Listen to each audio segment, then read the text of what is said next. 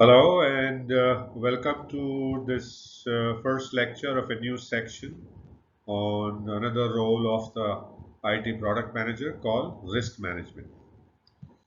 So in this section, what we will do is to help you learn how can you manage the risk of your product as a product manager. And we will talk about specifically how can you identify and mitigate risk that could impact your product's success, such as technical challenges, resource constraints, or market changes. So, how would you go about managing the risk for your product to make it successful? Any thoughts? You need to start by systematically identifying potential risks that could impact your product success. And there are several types of risks that you need to identify, and take a look at each of these. Start by identifying the technical challenges or limitations that could affect your product's development, scalability, or performance. Three things: product's development, scalability, and performance. You could also look at resources by assessing the availability of resources. What kind of resources? Skilled personnel, budgets, and technology infrastructure. And there could be other resources also. Then you need to identify the market condition, analyze the market conditions, competition, customer preference, and changes in industry regulations that could affect your product. And these are what is called as the market risk. Go on to identify the operational risks related to day-to-day operations, such as maintenance, support, and service delivery. And finally, look at external risks by factors, considering factors like natural disasters, geopolitical events, or economic fluctuations that may impact your product. So that's how you identify the various risks associated with your product. And the best way to do this would be to gather your team together and talk. And here, your critics would be your greatest person. So it would be good to have your stakeholders, management stakeholders, included in this assessment. Then you need to assess the risk. And how do you assess the risk? Is you basically uh, the risk that you already identified, you assess their impact and probability of exit. How severe is the impact going to be on your product's development and success? And what is the likelihood of that happening? And you can use a risk matrix or a similar approach to categorize risk as high, medium, and low on each of the parameters of the impact, severity of impact, and the likelihood of occurrence that's happening. Having done that, you prioritize the identified risks based on potential impact on these two factors, potential impact of on your product's success, and you focus on basically addressing the high impact, high probability risk first, as you see on the right hand side top. Right. Then you develop the risk mitigation strategy for each of the identified risks and prioritize. Now, this strategy should outline specific actions that you would do to reduce or eliminate the risks and their impact. Now, some of these strategies could be completely avoid the risk by altering the project plan or scope. So, risk avoidance is one strategy that you can consider. Shift the risk to a third party, risk transfer, such as through an insurance or an outsourcing. So, insurance is one great way to transfer the risk.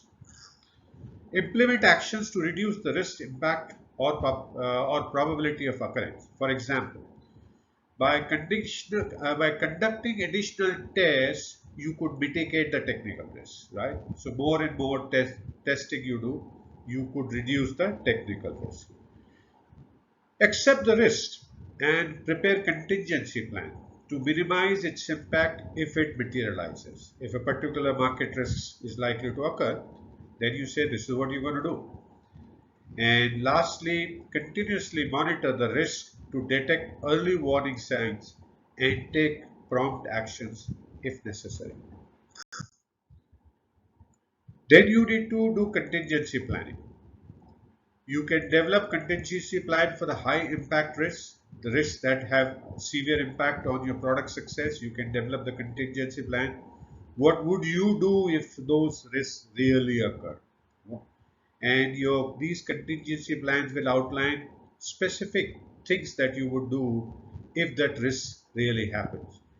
And you need to ensure that team members are aware of these plans and their roles in executing these plans. And I would go on to say that this contingency plan, you should get them involved in making the plans itself so that they have the ownership of these contingency plans as well. Then you need to assign the ownership, as we were talking.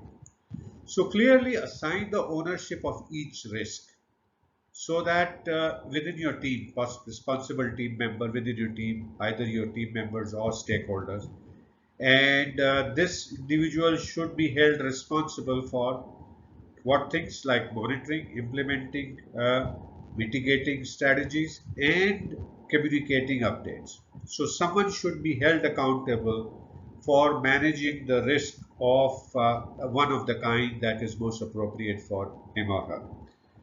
Then you need to track the risks, maintain a risk register that documents and identifies risks, their status and mitigation progress, right?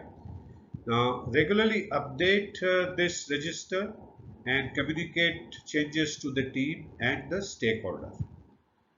And communication is, as we've been talking, maintain open and transparent communication about the risk that you've identified with all the stakeholders and relevant departments and the development team. And you need to make sure that your team members are encouraged to report new risk as and when they occur, because risks will keep occurring. And you need to have your team ready to keep reporting them so that you can effectively manage them. Also, conduct periodic risk reviews to assess the effectiveness of the mitigation strategies and the status of the identified risk. Adjust your strategy as needed based on the changing circumstances, because circumstances will change. So you would need to adjust your strategies as you go forward. Consider conducting scenario planning. What if scenario? If this happens, this is what we will do.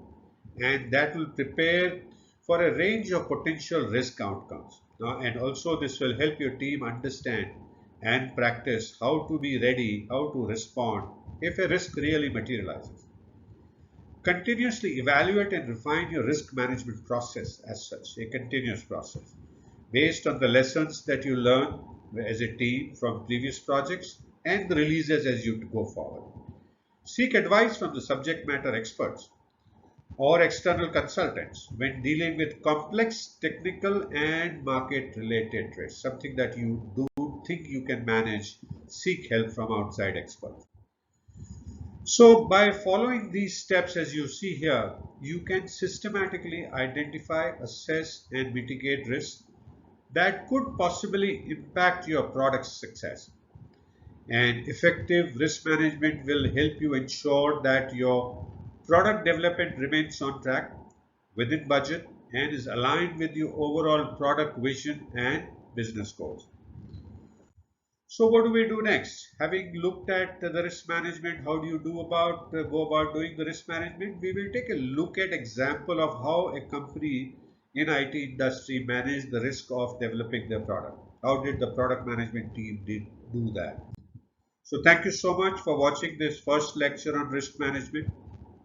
I hope you continue to learn new things, continuing to enjoy, and I do look forward to see you again in the next lecture. Feel free to message me if you have any questions. Take a look at the PDF file by downloading them if you need to refer back to anything. And I would like to continue to see you again in the next set of lectures.